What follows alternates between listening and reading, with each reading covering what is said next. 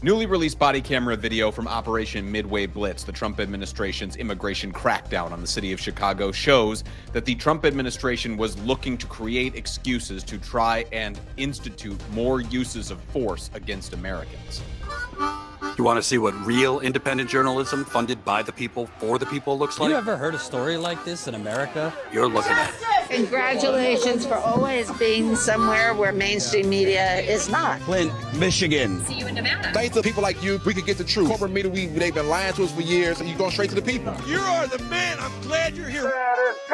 For as low as 16 cents a day, you'll keep us on the ground, covering the important stories the corporate media covers up. JT Cestkowski for Status Coup. I spent the holiday weekend combing through hours and hours of body camera video that was released by the law firm Levy & Levy, which brought a lawsuit against the Trump administration over its use of force in Chicago. And as part of that lawsuit, they got a lot of body camera video from the Trump administration that's now available to the public. I've pulled out just a few clips here that really illustrate exactly how the Trump administration is conducting itself, or did conduct itself, in that city, and in now being replicated in cities across the country. Let's take a look at this first clip that happened on September 27th outside of the Broadview, Illinois ICE detention facility. You're about to hear from Greg Bavino, the Border Patrol commander who was in charge of Operation Midway Blitz, or at least large chunks of it. And you can hear him and show his contempt for peaceful protesters who are demonstrating outside of that facility. And then maybe we give them a limit line too, like if we go to, Yes. if we get the arresting out there, like don't cross that intersection. And then we can put somebody even in a vehicle, somebody steps across it, they get it. Yep. It's all about arresting people. Yeah. I think if we push this whole fucking block back, that ought to teach them a lesson, and if it doesn't, we arrest. Right. All right, yeah, 10-minute drinking. What's that? They're going to use the truck, get on the PA system and announce it. Yeah. Okay. All right? Make sure we announce it. Hey, you guys need to clear out. Law enforcement. Yeah, and just so you guys know, this is as per me. I've declared this a safety hazard to the personnel and the facility. I'm making the on-the-ground decision now, so if you got to write a report, it's on me. That quote, it's all about arresting people.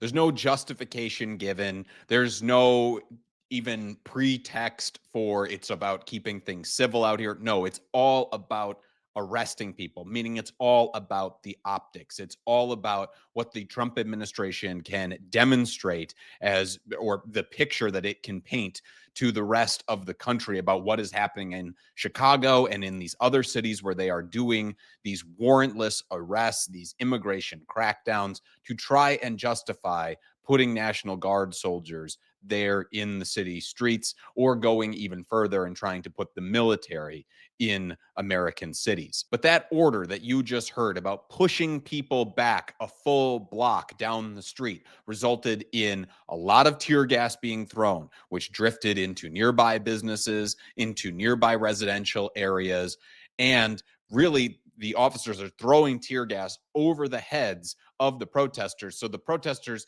if they even wanted to move back, now have to move back through clouds of tear gas. Will you be under arrest?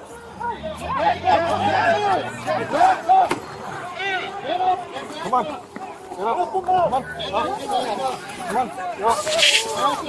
Let's go. Good. Are you good? Let's go. Let's go. Come on, guys. Back up. We have First Amendment rights.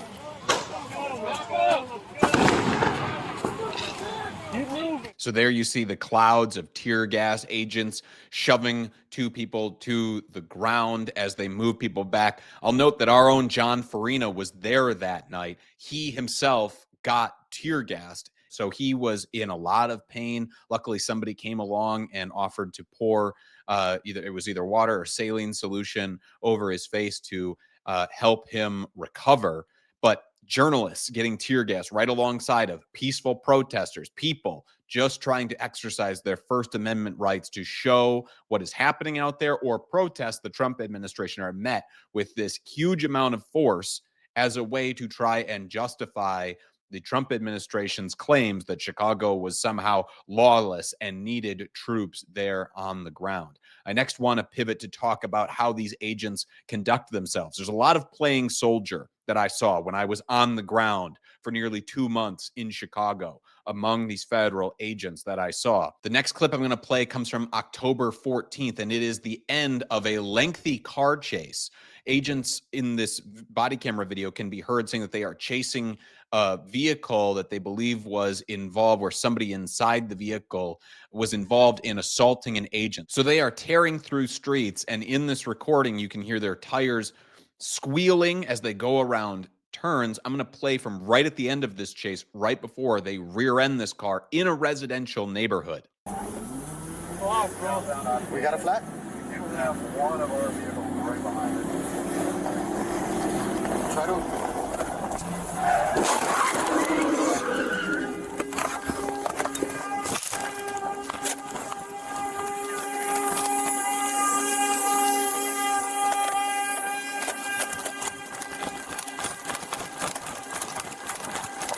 Hey, I'm going for the passenger.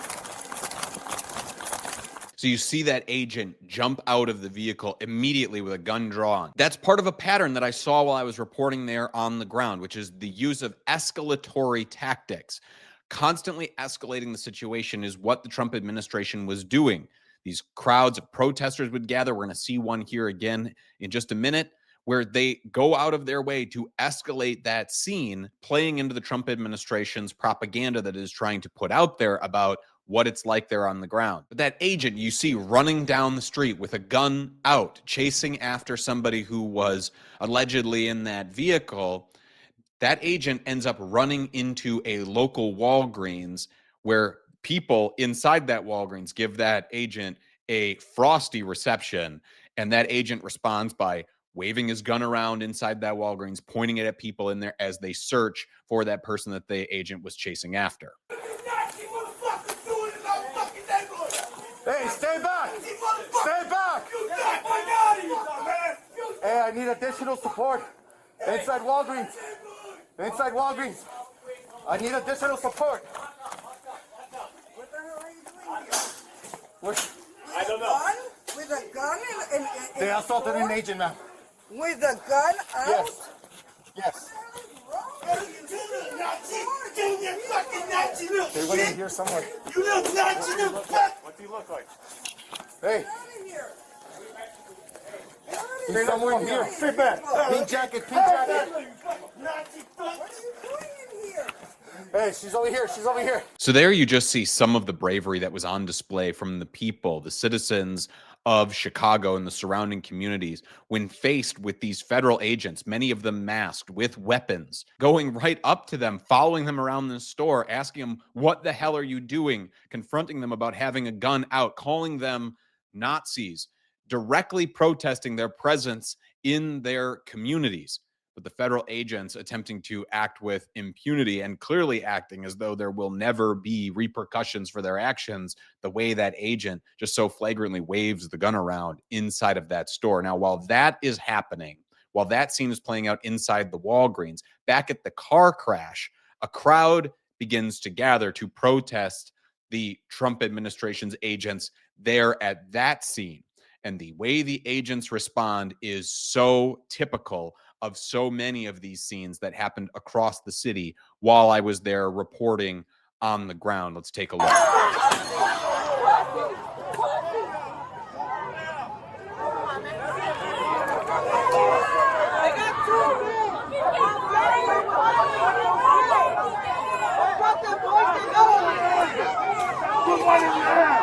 a faggot! You faggot! What's that?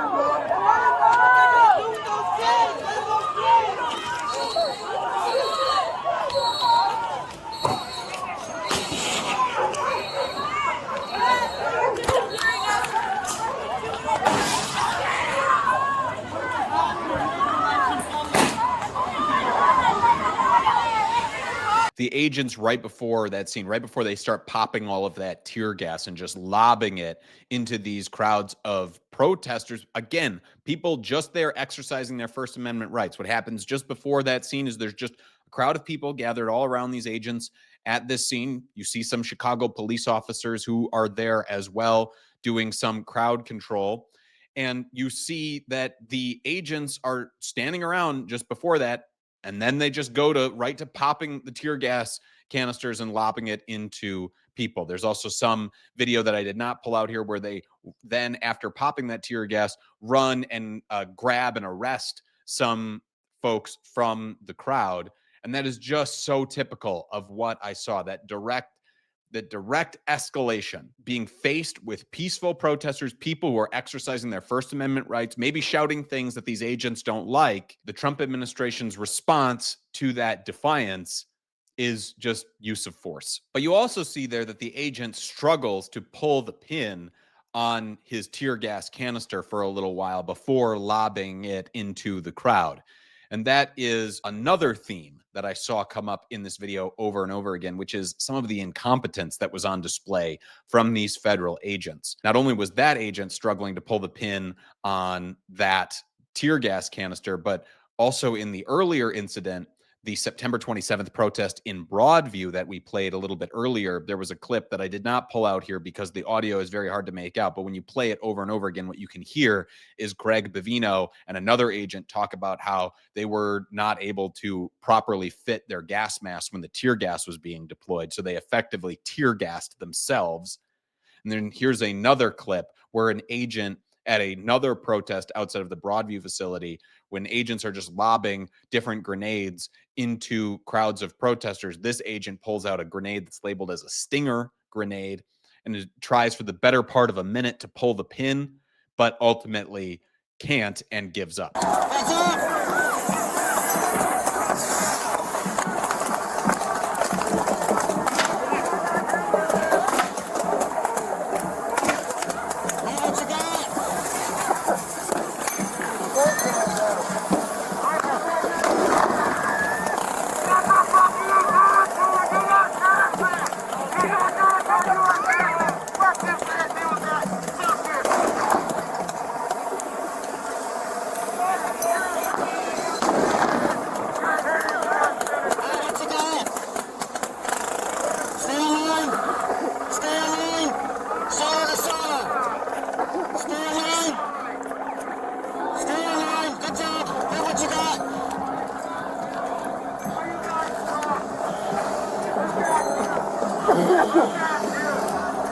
And there are so many instances like that that I could play for you. Like I said, there are hours and hours of this body camera video that I was going through. Ahead of the car crash that I played earlier, there is an agent who asks for permission to execute a pit maneuver despite admitting that he does not have certification to do so. And there is one more image that I am going to show you.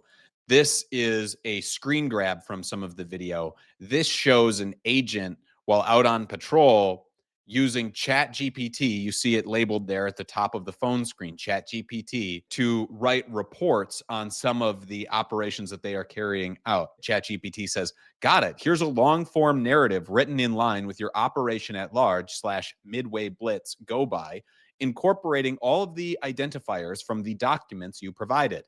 At approximately 0840 hours, I, Border Patrol Agent Timothy Donahue of the El Centro sector, with over 6 years of experience and having conducted thousands of, and then you see that his finger covers up some of it. So there you see a demonstration of an agent who doesn't even want to go through the work of writing up a report, just turning to AI to do it. So how can you take any of the reports that what the federal government is saying about what is happening in cities like Chicago, any written evidence that these agents are claiming what happened on the ground? How can you believe any of it is true, and how much of it actually is AI hallucination because the agents won't write the reports themselves? And where else are you seeing right now a national outlet breaking down all of this body camera video, going through it as meticulously as we are, showing you these instances and not afraid to call out the Trump administration for the way it is conducting itself in these communities? I'm not afraid to do it. I'm not beholden to any corporate influence because we don't take advertising dollars here at Status Coup. We are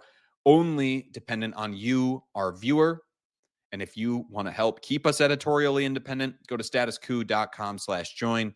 For $5 a month, you help keep us on the ground in places like Chicago, like Charlotte, and these other cities that are being victimized right now and occupied by this administration.